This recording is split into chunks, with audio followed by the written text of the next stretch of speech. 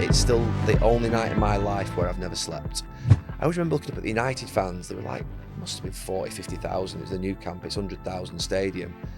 And thinking, they can't go home without celebrating a goal. They can't go home with just a 1-0 loss. One thing he was the best at was taking risks. He was a massive gambler. He'd have bodies in the box. Did it change life for you? Did it change you as a person, winning that? And I always say this, when you've climbed a mountain, which we felt like we had, you sometimes go, Yeah. but you can't do that. When Ronaldo scores that, Cristiano Ronaldo scores that winning penalty for Portugal, I'm thinking, that's me done. And that's hard to take, and that makes you a little bit emotional. But a lot of the players that I played with, I don't know any of them that were laughing in the dressing room before the game or were laughing in the tunnel. There's nothing can be funny in a tunnel going out to play a game for Manchester United, in my opinion.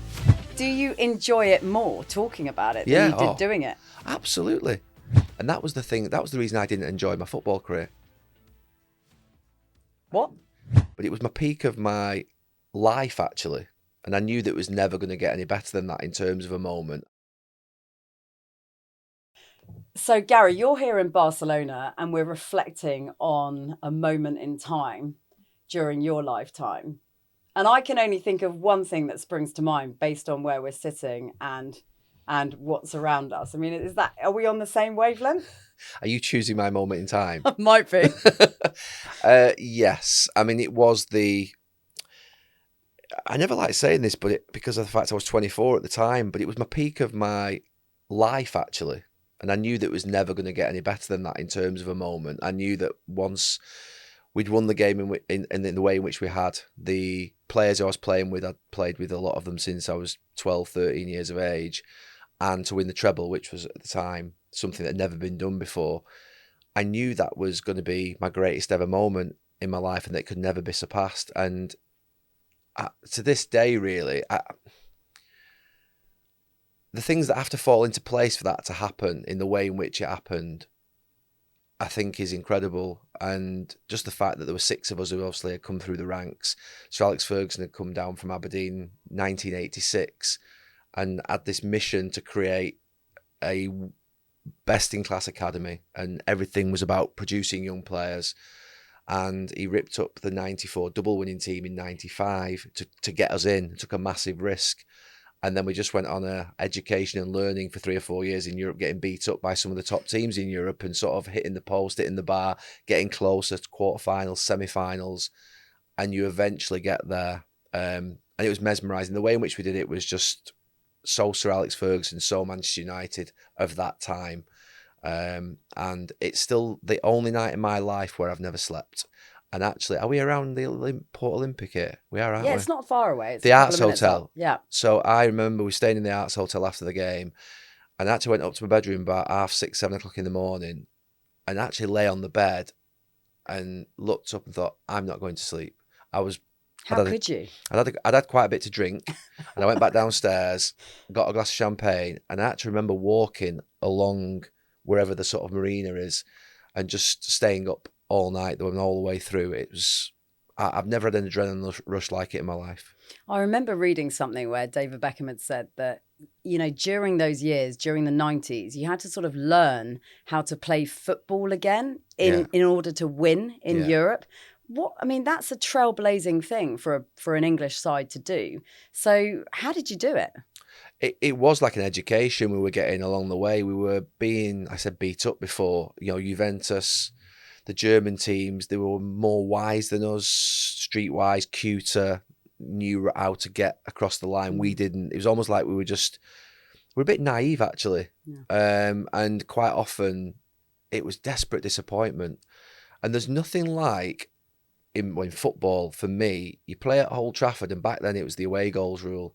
The idea of a team coming to Old Trafford, when Dortmund scored, I can still remember Dortmund scoring, and I can still remember Monaco scoring in Old Trafford, and you know that counts double, and the silence is eerie. You've got a little pocket of fans over in the far corner, 2,000 amongst 75, and it's the worst feeling in the world. And you know at that point your heart sinks, and you know that you're going through that moment again where there's a good chance we're going to go out here, and we did. Not to probably better teams than us either. Yeah. And it was almost as if we just couldn't get across the line. There was something stopping us, something holding us back. and that we hadn't gone through that full journey of learning. And sometimes, people say now it's a process, and back then we didn't understand that. We just thought, why can't we do it? Why can't we get over the line? Why can't we get to a final? But eventually we did. So what changed? Did you just sort of grow up as a team together? Yeah, there was a growing up. There was probably getting to a point of our peak. There was the signings of Yapstam, Dwight York, Jesper Blomqvist on the left that I think strengthened our squad. Yeah. Yapstam made a big difference to us. But I think generally there was a sort of a maturity coming, and there was an element of Juventus, I always think, with a team we had to get close to, even though we didn't beat them in the final. We had to beat them in the semi-final. There was that element of we were getting nearer, you're getting nearer, and they knew we were getting nearer. And then when they go 2-0 up in the semi-final against us in the second leg in Turin, you're thinking, we're done again. And then Roy scores the goal. Yeah. And something just, the switch just flicks on. And I always remember that night that David Beckham, who was, I would say that more often than not, I'd be the one trying to G David up. It was my character, my personality, more for me really than him. But that night he said, we're going to win this. And I remember him coming up to me during the game and saying that. And we were having a tough time defensively. We conceded 2 goals in the first half. And that really sort of gave me that feeling that something's going to happen here. And the week before that, we played, I think, Arsenal in the semi-final at Villa Park in that very special game when Giggsy went and scored the goal. And I think those 2 games probably stand as the best 2 games I've ever played in for United. But we never gave in. We turned up every day. We did our absolute maximum every day. We never gave in. And we came back the day after and did it again. And that's my mantra in life. Because I always think that the team that you have is selected by the manager, the club. So actually, what do they want in return from us? It's that level of sort of commitment every single day. And I don't think I've ever been with a group of people who were as committed, who were as intense, who were as in love and passionate about that football club as we were. And I don't just say the 5 or 6 of us. You could be Roy Keane or Dennis Irwin or Peter Schmeichel or Ole Gunnar Solskjaer. No matter where you came from in that team, you grew to love that club and that team and that dressing room as much as the lads from Manchester, Bury, Salford. It was so tight, and that bond was so strong, and I think that got us over the line in the end. I think there was just a feeling of like a tidal wave almost in some ways. We were eventually going to get there, and we weren't going to be stopped. And it was that season. It's amazing as well when you think of that lineup as well, because it was a bespoke lineup for a special occasion that got a lot of grief. It gave Sir Alex Ferguson a lot of grief, but he stuck with it. What were your thoughts when he announced that starting lineup and you're in the dressing room getting ready for the match? And, the final? Yeah, for the final. What are you thinking? Well, the big problem we had was that Roy and Scholes were out. That was, they were our 2 best central midfield players, and they both got, obviously, the yellow card in the semi-final. So it was a big problem for us, a big problem for Sir Alex. And he left Nicky Butt out of the FA Cup final because he had to play on the Wednesday. And then David Beckham obviously went from right wing, where he played in front of me, into the middle. The big problem I had in that game was that Giggsy came from the left to play on the right, and Jesper Blomqvist went on the left. And almost like, like a piece of furniture that's been there that you're sitting in the house, and sort of like, where your spot is in your television. Yeah. If that moves, you're like, oh no, I can't sit here. It felt like that for the evening and then with 10 minutes to go, 15 minutes to go, Bex came over to the right, Giggsy went to the left, and he brought Dwight York back into midfield, and the game completely changed. Did you feel it? Did you feel that switch? I felt the swing. I felt that all of a sudden the patterns of play and the rhythm of our game came. And was that the moment that you kind of thought, oh, hang on a second? Yeah, that's the moment where you think, right, normal things are starting to occur. Yeah. I'm starting to see my passing to my forwards. I'm starting to see my overlap with Bex. I'm starting to see crosses coming in from the right. I'm starting to see things that I know we do. And I've not seen that for 70 minutes of the match. And before the game, we knew we might have a problem. The manager knew we might have a problem because we played a certain way. We were, people talk about a philosophy and a way of playing now. We had a very clear way of playing. We were 4-4-2, 4-4-1-1. It was Yorkie and Cole, or it was Teddy and Ollie. With one striker just dropping a little bit deeper. One midfield player would go forward. You'd always have one of the fullbacks going forward on one side where we were attacking. So we knew what we were doing. We knew exactly how we were going to play. And it just, when Ryan Giggs is going inside with the ball from this side, because he's on his left, that's not what I was used to. So for me, the game was more difficult in possession.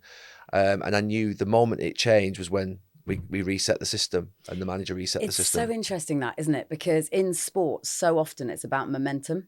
and a momentum shift. And if you get it, then you can be in a whole other place. And did you feel like Bayern had the opposite reaction? Could you feel that they were thinking, oh, this is becoming out of our grasp? You knew something changed in the game. It wasn't a guarantee we were going to score, but we were, I think we were the best around that time at sort of momentum swings in matches and getting back into games. You know, we were 3-0 down at Tottenham at half-time and came back and won 5-3.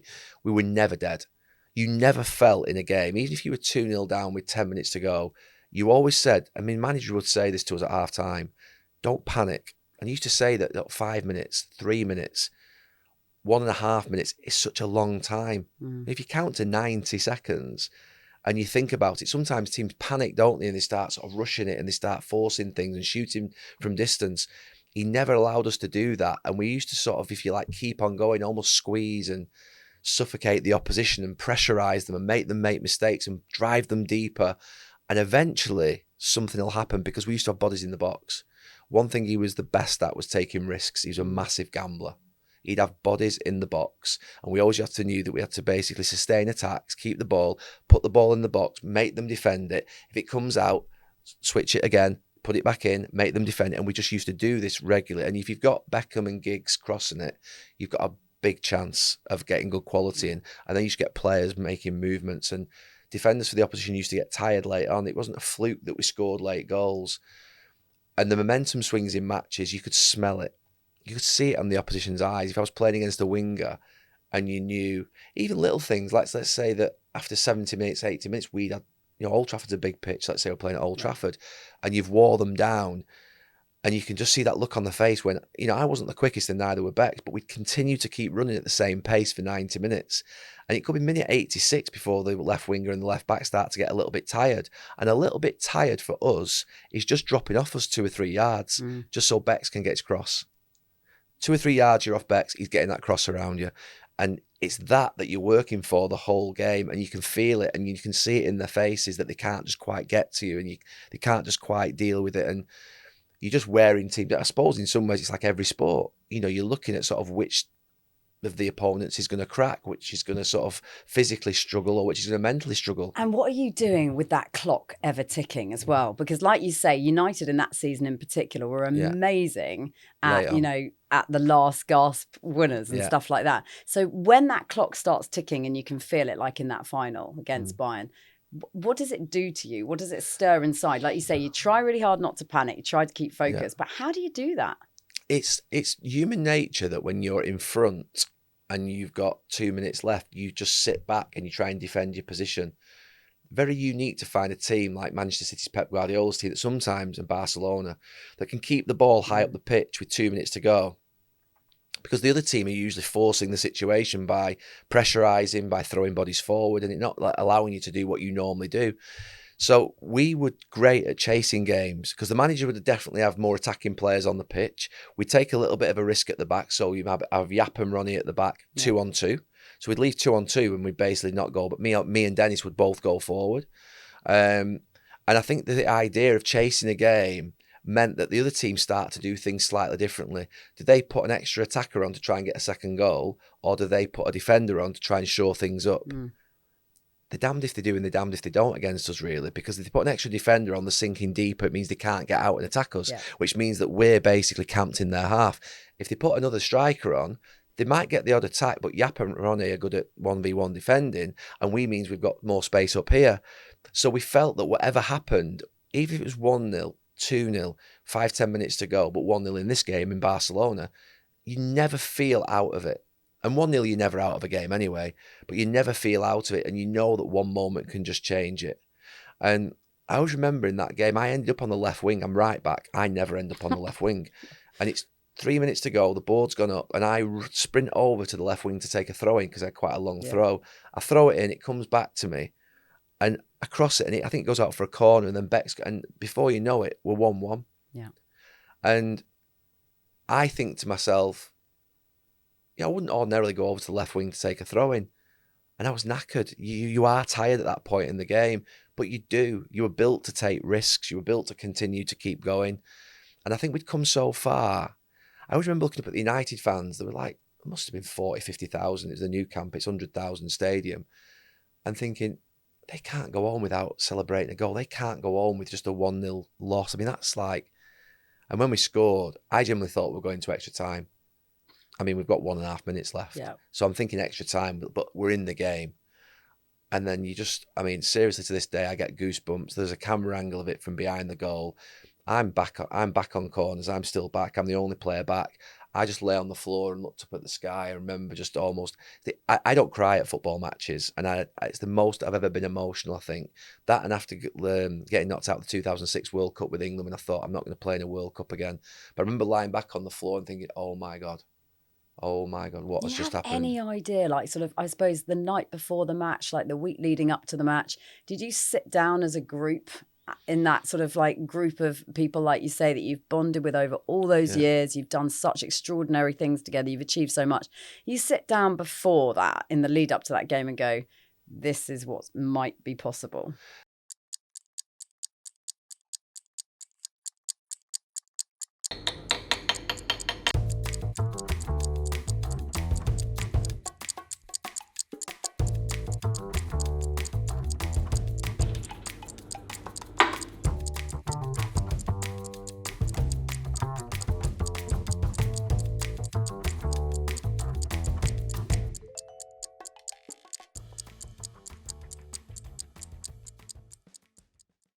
Hello, performance people, listeners. My name is Freddie Carr, and I host a podcast called the Inside Tack, which is a podcast that follows the British America's Cup team, Ineos Britannia, as we get ready for the 37th America's Cup down here in Barcelona. We also follow the youth and the first ever Women's America's Cup.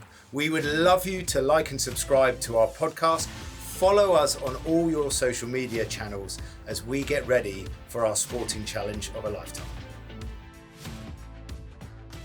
No, I don't think you speak about that when You you're don't talk together. about it. No, but I think you know it's there. Okay. We couldn't get away from it. The treble was thrown down our necks and sort of pushed in front of us for 3, 4, 5 weeks. The minute we got through against Juventus and Arsenal in the April with the semi-finals of the FA Cup and the Champions League, we had a month of, is this treble possible? Is this treble possible? So we couldn't get away from it. And we knew that it was on. I mean, we won the first 2, and we knew that this was the most difficult one. This was the most difficult. The manager always says once we beat Tottenham in the league on the Sunday that he felt we were confident, but this was always going to be the most difficult for us to get over the line in this game. And it was the most magical moment, and I think it was Sir Matt Busby's 80th birthday. Obviously, he passed away at that time, and seeing Bobby Charlton in the crowd with the pictures of him crying, it just felt like a magical moment, a moment just like in history that sort of never comes back. But the very best moment was turning down Dean's Gate the day after, and they say there was 1 million people on the way back from the airport, greeting us down the streets. But there must have been hundreds of thousands down Dean's Gate. Grown men and women crying, screaming, the veins in their necks and their faces. I can still see a guy hanging off scaffolding off a lamppost, literally screaming, and the face is red. And it makes me quite sort of like emotional thinking about it, because you just felt, you knew what it meant to people, what we'd done. It hadn't happened for, well, at that point it was 31 years. And Sir Matt Busby, obviously, in the sort of George Best, Dennis Law, Bobby Charlton era. It was a huge moment. I mean, it probably changed so much for so many people. Did it change life for you? Did it change you as a person, winning that? I don't think it did, but I went actually on my worst run of form in the 6 months after, at the start of the next season, and had a really partway through the next season, not start of the next season, and ended up with a really bad season where I lost my confidence. I had a breakup in a relationship. I went to the Euro 2000s. We got knocked out at the group phase and had a really difficult time. Me and my brother made the tackle against Romania.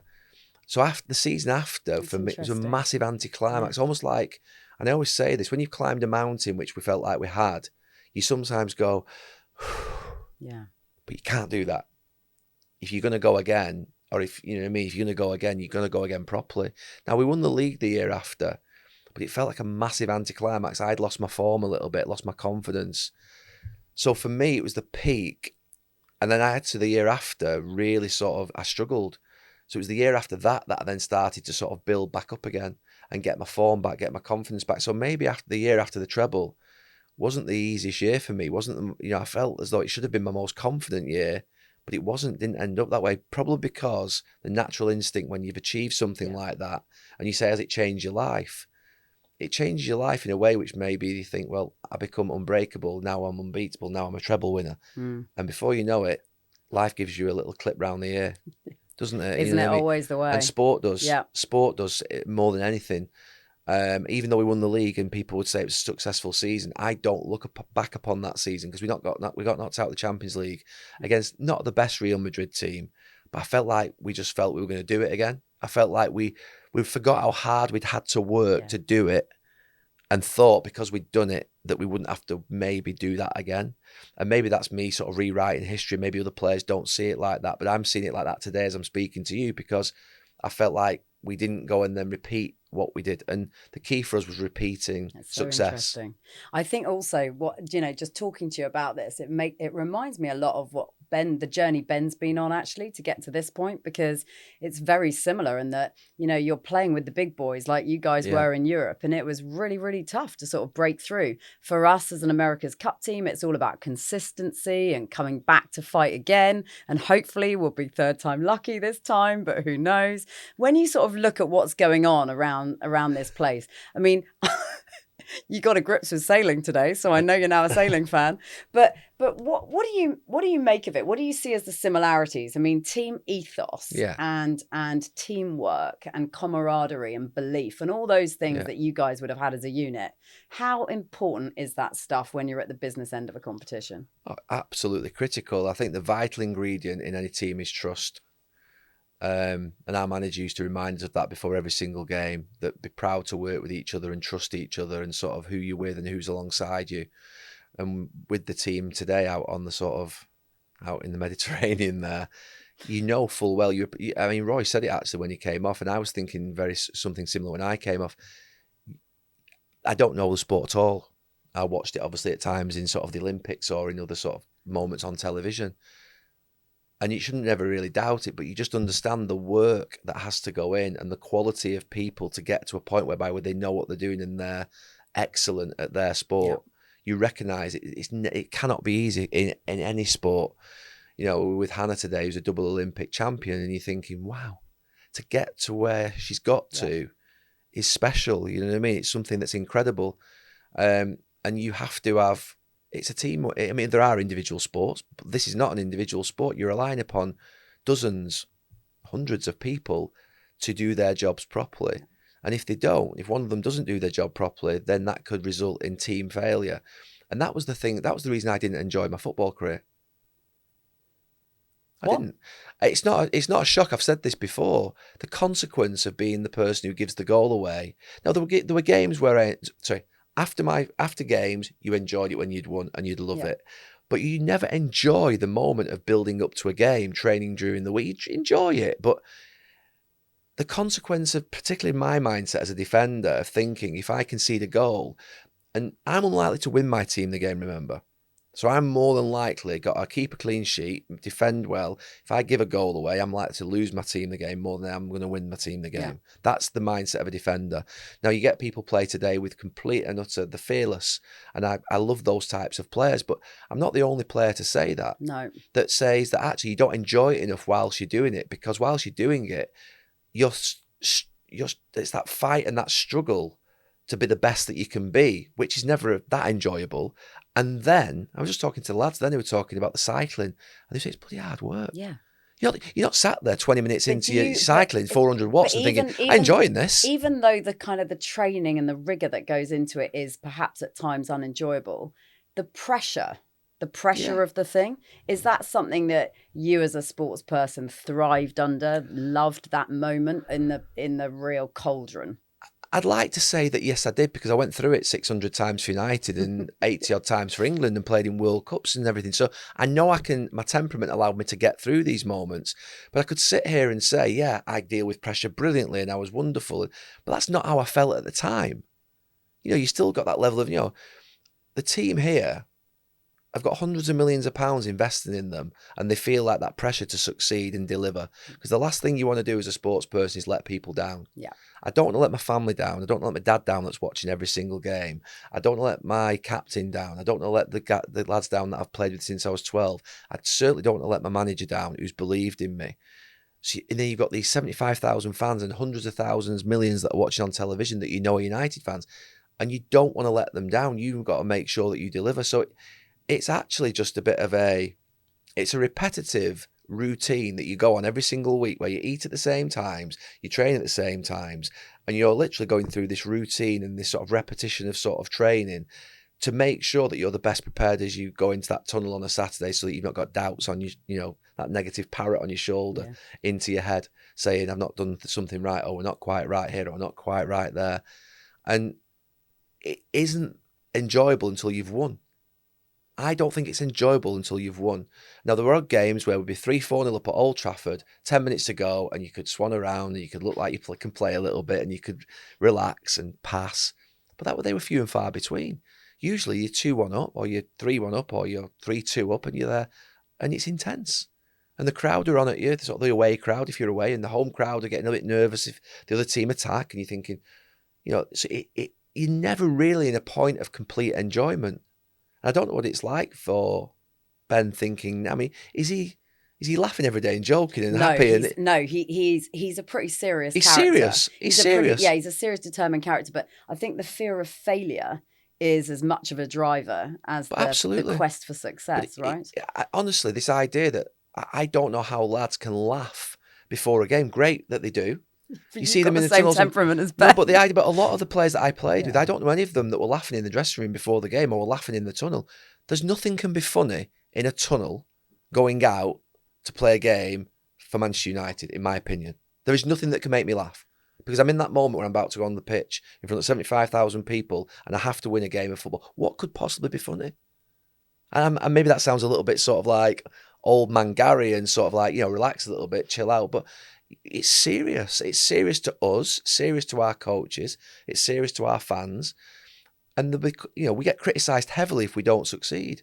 So I don't know what can be enjoyable or funny, or it's a thrill. You're heightened. You've got butterflies, and that moment's coming where you're going to go onto the pitch and you're going to enter into a sort of the football match, and that's great, and I loved it. But not enjoy it. Do you understand what I mean by that? So do you, this is my final question, otherwise we'll talk forever, but do you... I will. And me. Do you enjoy it more talking about it than you did doing it? Absolutely. Interesting. I've got no wish or will to be anywhere near a football team, as in coaching or managing. I love commentating on the game. I go there with freedom. Manchester United games are different, but I can go and watch... The next game I'm doing is Tottenham Arsenal a week on Sunday. I really look forward to it. I can commentate on it. I can enjoy the game, not have any worry about whether I've prepared for it in terms of sort of like the game and who wins and who doesn't win. Yeah. And that's a really great place to be in. Slightly different with Salford. Like last night, I'm watching the game against MK Dons. I'm invested. And I'm getting, I'm anxious. I want them to win. We're 1-0 up with 10 minutes to go, and we get over the line and we win 1-0. And I feel it a little bit. But I've got better at that with that. When there's something on it. With United, I definitely felt it on Sunday when we got beat 3-0 by Liverpool. I feel it because I want them to succeed. I want them to win, and they're nowhere near where they should be at this moment in time. But generally, I feel a lot better in the position of commentating. There isn't a commentator that ever won a game of football or lost a game of football. And I don't know, sometimes we get criticised like we probably have lost a game of football. But generally, it's the players on the pitch, the coaching staff, the people who interfere with the set pieces and all the other things that determine the game of football. It's nothing to do with basically the commentator. So I can relax going to a match. And I want that in my life. I'm intense enough as it is in what I do. I don't need any more intensity in my life at this point. I've done that for 20 years with United. So what you're telling me is that when this is done, Ben is going to be like kicking back, super relaxed, super fun, super jovial, and he'll have a different perspective on life. Yeah, well, if he wins, he might want to do it again. Well, he probably do. You have to do it again, don't you? Yeah, you're stuck. You have to do it again. Yeah. You're then the defender. Yeah, so that'll be a great position to be in. And if he loses, he's then got to decide whether he wants to put himself and the team and everybody else through it again. Yeah. he doesn't strike me as a guy who's going to give up quickly and be put off. And that was the same with Sir Alex Ferguson for all those years trying to get to the Champions League. You think about it, it was 6, 7, 8 years and times of trying. Yeah. Now, we were lucky that we had a chance every year. Yeah. That's not quite sort of afforded to this competition. But that gives it a thing. It's a bit like an Olympic campaign. It gives it sort of the mystery, the mystique. There's something fascinating about the fact you only get one go every 4 years, and it may last like 3 weeks. It could last 3 months. But it's the World Cup, it's the Euros. That's why in 2006, the closest I've ever come to crying was that I knew I probably wasn't going to make 2010 because at that age, it's unlikely I was going to be there at the age of 35. So I thought 2006, this is probably my moment. We lost against Portugal on penalties. When Cristiano Ronaldo scores that winning penalty for Portugal, I'm thinking that's me done. And that's hard to take, and that makes you a little bit emotional. But you do need something to replace that in your life. You know what I mean? And Ben will need that something to replace it in his life, whether it's a business, whether it's another project. Don't say it'll be a boat. No, it might not be a boat, but it might be. He'll have to have something. And I have now obviously things that I do in my week that. Of course you do. You have to fill that void. Yeah, and I want to build things, whether it's the projects in Manchester, whether it's the hotels, whether it's the university, whether it's the overlap and the things that I do on the podcast. Yeah. I want to build these things, and that's every single day I get up to build these things and grow something. But I don't have any ambition to go and be with a team on the pitch in a sporting sense.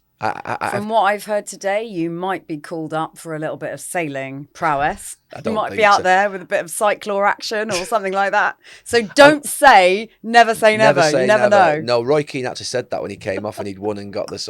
We did like this, I'm going to call it a sprint. It was more of an amble in the sea. It was 1 minute 21, this time trial that he won. And he said that he said Hannah had just been on to him saying basically, will you join the team? She hadn't, I can assure you of that. Well, you never know. You never know. All right, Gary, it's been wicked talking to you. Thanks so much. Thank you so much. Join us for the Performance People podcast every week for the highs, lows, lessons and stories from people like this lot. Michael Johnson. Some days what I would see is a person who is a shell of what I used to be. Eddie Hearn. We don't operate in a business that's dangerous, but we just operate in one where you've got to sleep with one eye open. Mo Farah. It couldn't get any harder than what I've gone through, and at that point I just went for it. Paula Radcliffe. You can only control yourself. Susie Wolf. And Toto did once liken me to a donkey. Every Tuesday, wherever you get your podcasts.